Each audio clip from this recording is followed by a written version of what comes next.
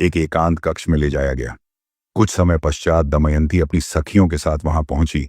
जब उन्होंने पहली बार राजा नल को देखा तो वे मंत्रमुग्ध रह गईं।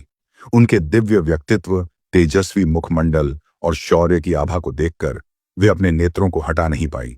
राजा नल ने भी दमयंती को देखा और मन ही मन उन्हें नमन किया। उनके सौंदर्य की जितनी प्रशंसा सुनी थी वह सब तुच्छ प्रतीत हो रही थी, परंतु राजा नल को अपनी प्रतिज्ञा स्मरण थी। उन्होंने दृढ़ता से अपनी भावना को नियंत्रित किया और देवताओं का संदेश सुनाया। हे विदर्भ राजकुमारी, चारों देवता इंद्र, अग्नि, वरुण और यमराज चाहते हैं कि आप अपने स्वयंवर में उन्हीं में से किसी एक को पति रूप में स्वीकार करें। मैं केवल उनका दूत बनकर यहां आया हूं और उनका संदेश आपके समक्ष प्रस्तुत कर रहा हूं। दमयंती ने यह सुनकर कुछ क्षणों तक मौन धारण किया। फिर उन्होंने नल की ओर देखा और कहा, राजा नल, क्या आप सच में यह चाहते हैं कि मैं देवताओं को अपने पति रूप में चुन लूं? राजा नल कुछ ना कह सके। उनके मुख से कोई शब्द नहीं निकला। दमयंती मुस्कुराई और कहा, हे नल, आप मेरे हृदय में पहले ही स्थान पा चुके हैं। मैंने आपको अपने स्वप्नों में, अपनी कल्पनाओं में और अपने हृदय में पति के रूप में स्वीकार कर लिया है। अब मैं किसी और को अपना स्वामी नहीं बना सकती। राजा नल यह सुनकर भाव विभोर हो उठे, परंतु उन्होंने अभी भी कुछ नहीं कहा। दमयंती ने आगे कहा, आप देवताओं से कह सकते हैं कि मैंने अपने पति के रूप में केवल नल को चुना है। राजा नल ने देवताओं के पास लौटकर दमयंती की बात कह दी। देवता यह सुनकर चकित रह गए, लेकिन वे दमयंती के प्रेम की गहराई को समझ गए।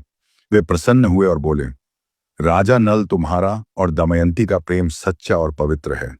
हम तुम्हारी परीक्षा ले रहे थे और तुम इस परीक्षा में सफल हुए हो। हमारा आशीर्वाद सदैव तुम्हारे साथ रहेगा। स्वयंवर का दिन आ गया।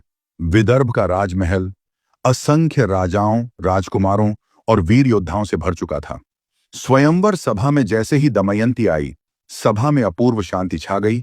उनकी अलौकिक शोभा देखकर सभी राजकुमार विस्मित रह गए। लेकिन यहां देवताओं ने एक और परीक्षा ली।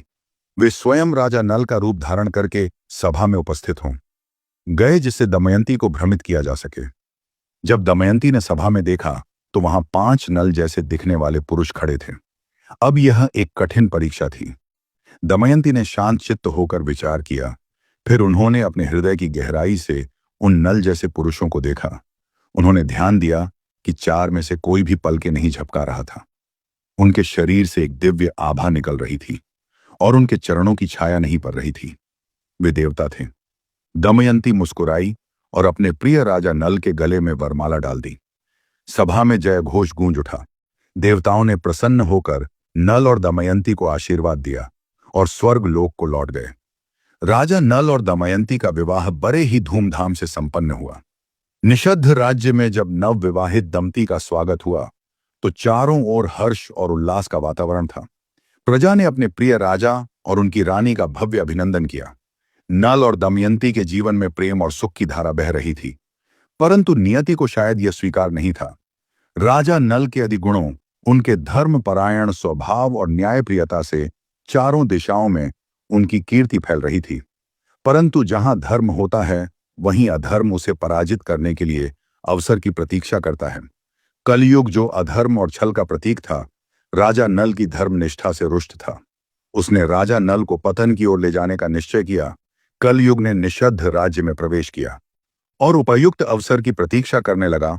उसे ज्ञान हुआ कि राजा नल को जुए में रुचि थी और यही उनकी सबसे बड़ी कमजोरी बन सकती थी। एक दिन नल के छोटे भाई पुष्कर ने राजा नल को जुए में खेलने के लिए आमंत्रित किया। पहले तो नल ने इस प्रस्ताव को अस्वीकार कर दिया, लेकिन कलयुग के प्रभाव में आकर वे अंततः इस खेल के लिए तैयार हो गए। जैसे जैसे जुआ आगे बढ़ता गया, कलयुग की कुटिल चालें सफल होती गई।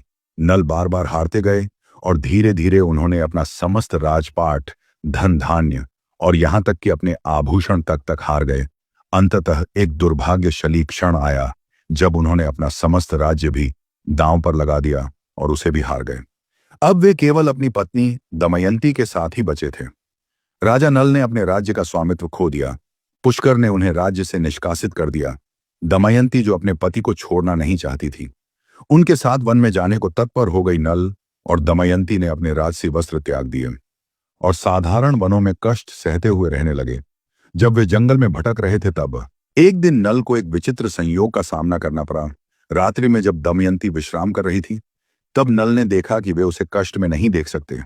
कलयुग अभी भी उन पर हावी था और उन्हें ऐसा प्रतीत हुआ कि उनके साथ रहने से दमयंती को और भी अधिक कष्ट सहना पड़ेगा।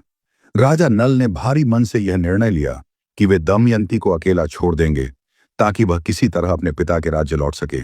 उन्होंने दमयंती के वस्त्र का एक भाग काटकर अपने पास रखा और उसे वहीं सोती छोड़कर जंगल की ओर चले गए। जब दमयंती की नींद खुली तो उन्होंने नल को वहां न पाकर विलाप करना शुरू कर दिया। उन्होंने चारों दिशाओं में राजा नल को पुकारा, परंतु उन्हें कहीं कोई उत्तर नहीं मिला। दमयंती अकेली भूखी प्यासी जंगल में भटकती रही। उनके मन में बस एक ही विचार था, वे नल को पुनः प्राप्त करेंगी, चाहे कितनी भी कठिनाइयां क्यों न सहनी पड़े। वो जंगल में कई दिनों तक भटकती रही और अंततः एक व्यापारी दल के साथ किसी तरह छेदी राज्य पहुंच गई। वहां के राजा ने दमयंती की बुद्धिमत्ता और साहस को देखकर उन्हें अपने महल में शरण दी। इधर नल ने भी बहुत कष्ट सहे। वे एक दिन एक नागराज से मिले, जिसने उन्हें उनके दुर्भाग्य से मुक्ति दिलाने का उपाय बताया।